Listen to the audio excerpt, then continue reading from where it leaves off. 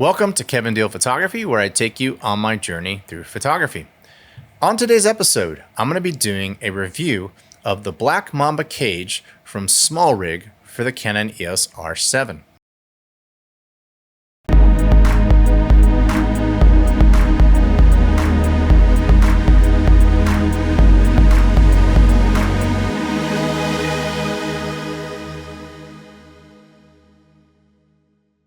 Welcome to today's episode. If you're not familiar with Kevin Deal Photography, I do gear reviews, I do tips, tutorials, and techniques, and I dive into film. If any of that sounds cool to you, click the subscribe button below.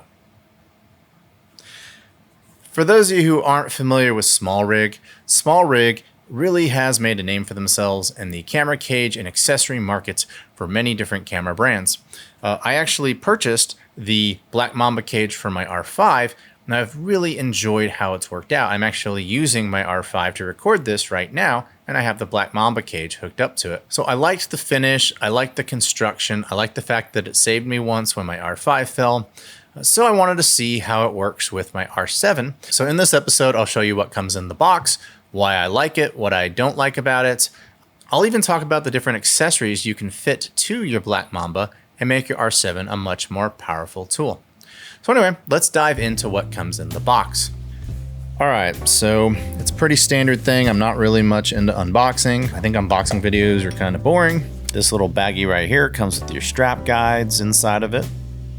Let's take the cage out of the box. All right, box is out of the way. All right, there it is. There's the cage. That's it. That's the end of the video. No, I'm just kidding. So here's the cage. Like all SmallRig black Mamba cages, it comes with this really cool accessory tool that is magnetized. If you want to detach your camera body, you can just use this cool multi-tool to unscrew it and screw it back in. And then when you're done, you simply replace it. It's magnetized, you walk around, and you're good to go. Let's see how well this guy fits. I'm gonna take this lens off for a second. I'm gonna take this, fit it in, and boom. Just like that, it fits really easy. So I don't feel like the camera's a whole lot bigger, which is good. Let's use this multi-tool to tighten this thing up. There we go. Perfect. Fits just fine. So as you can see, it protects your camera in case of a fall in these curve areas. You have different sized threads, which are great because it depends on what you're going to be putting on it. You have threads on the side, and then you have this really nice open spot right here where you can fit all your cables through, which is a good thing to have. You also have threading on the bottom. It can fit on like regular light stands if you want. Maybe you are in a pinch and you need to put it on a light stand as opposed to putting it on a tripod. And then there's threads on the side. So there's a lot of different places where you can put your accessories on your SmallRig cage. So these two things here that I took out during the unboxing, these are just guides for your straps or whatever clips you may have, wrist straps, whatever it is you may want to put on it. Do keep in mind that they are side specific, so one of these has to go into the right side and one of these has to go into the left side. And as I mentioned, your multi-tool is multi because you will use this end to screw it in. Some thoughtful parts of the design. As you can see, you can access your battery with no issues when you have the cage attached. You can also access your dual card slots on the side of the R7 with the cage attached. There's no reason to take the cage off to access these parts of the camera. Some of you are probably watching this and wondering, well, why do I even need a cage? Why is this going to improve my rig? And how much power is this actually going to give me out in the field? So let's take a look at it. You start with the lone R7, then you add a cage. And now how do you go from this to this? First you start with your cage. And then you're like, hey, I want to stabilize my video a little better, so I want to add a handle to the side. Okay, well maybe you're a southpaw, you can add a handle to the other side if you want. But now you want to do low shots. So now you have a handle for your low shots. Okay, but I want to see what I'm doing a little better because it's bright outside. Cool, let's go ahead and add a monitor to it. Okay, but my sizes of my files are huge. Okay, great, let's add a 2 terabyte solid state drive to it. Okay, but I gotta power it. Great, we'll add a battery to it. Okay, but my camera mic sucks, so I need a better mic. No problem, I got you covered there too. Now when you look at this rig, look at how large it got. So anyway, that's the power of a cage, the modular nature of a cage, and what it can do for you. But let's go see how it works out in the field.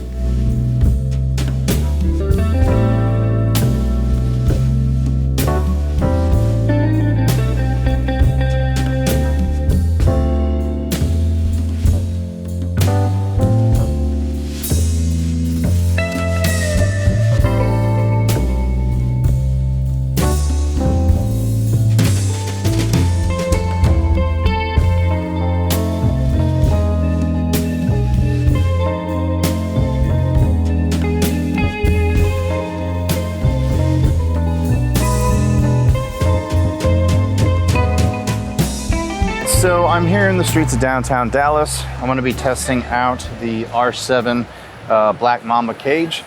One of the cool things about it is the fact that you can put so many different accessories on it. So I've got the wooden grip on it right now. I don't have it all the way tightened on purpose. So I wanted to show you one of the reasons why it's so cool is because there's this Allen wrench that you can get in the side. And one of the reasons I like the SmallRig stuff so much is because they usually do give you something like an Allen wrench with magnetization, and you can store it, which is pretty awesome. We'll see what kind of shots we can get. The whole point of this grip is just so you can get a little bit more of a stable shot as opposed to holding it with two hands. You can get your hands out a little wider, which is really cool.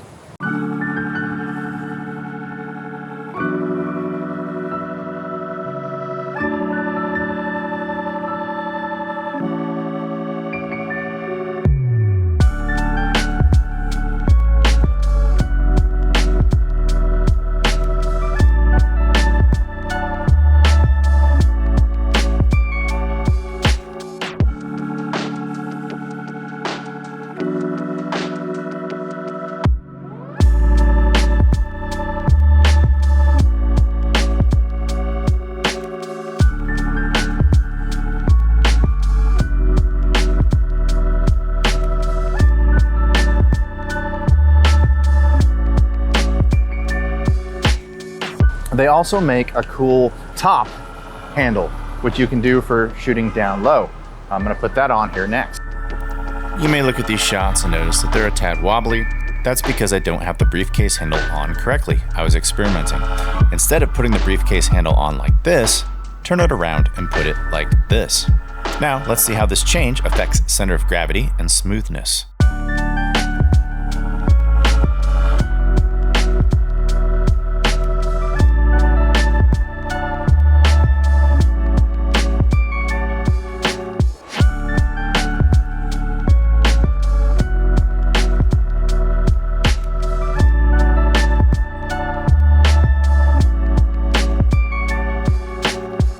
Here is the grip for the top, and I'll of course leave a link and the part numbers to all of these in the description below. Another cool thing to keep in mind is you don't have to buy the SmallRig brand. You can actually buy a lot of third-party grips. So if you don't want to spend, say, $80 on a side grip, you can probably buy a third-party one for closer to $20. These are universal pins, universal thread sizes. So there's a galaxy of options out there. But the SmallRig cages are the base. So anyway, this is how you put this guy on. You can go down and do low shots. So you can do something like this and get down low, which is really cool. It gives you a better vantage point. It also stabilizes pretty well. A lot of times I just put it here like on the tips of my fingers, and then I'll walk with it. Of course, these are very small. You can take them apart. This is a really great alternative to maybe a gimbal. Now, I'm not saying it's gonna be as smooth as a gimbal, but it's certainly more convenient than a gimbal. So, you know, if you wanna just try to get a smooth shot, but maybe have a smaller bag, have less stuff in your bag, you can get these cool little grips like this and just walk around, get really smooth shots. You see, you can even put more stuff on top right here. So like I could put like a microphone up here, or I could put like my Atomos Ninja up here. There's just a lot of really cool options. I want to talk about some things that I don't like about the cage. Obviously, it's probably the most expensive cage you can get on the market right now. There are cheaper options. that's debatable as to whether or not that's a con. It is if you don't have the budget for it. There are also options from like Neewer and other companies that are significantly cheaper and offer significantly more features.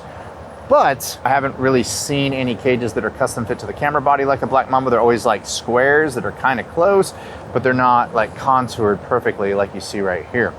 Another thing, I find that this bottom part will loosen up sometimes and the cage will start to shake a little bit. You gotta pull the multi-tool out, tighten it down, and then get it to conform to the body and tighten up. So that's definitely something that I consider to be a negative.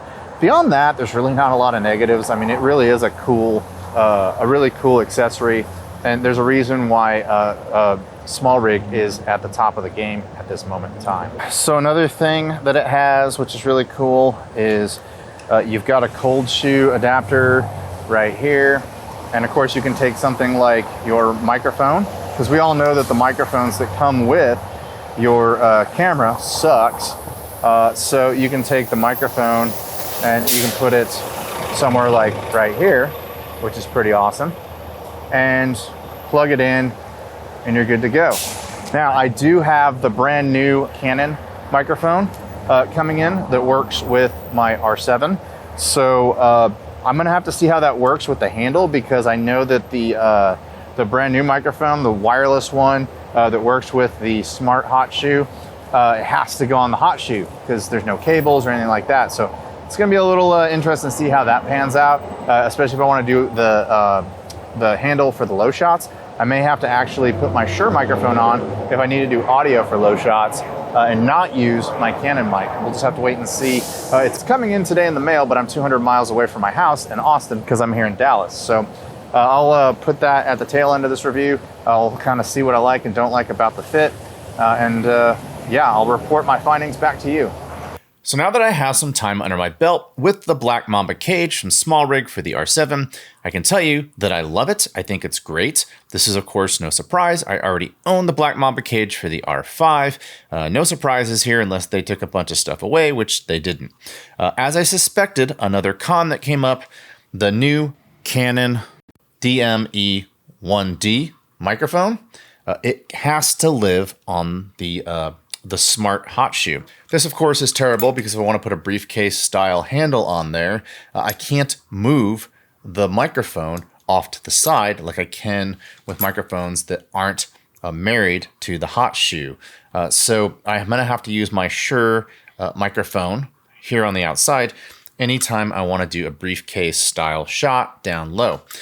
That's, of course, not the fault of SmallRig, but it is a con if you only want to own one microphone, and this is the microphone that you want to own, and you want to do a briefcase style shot because you can't move the mic.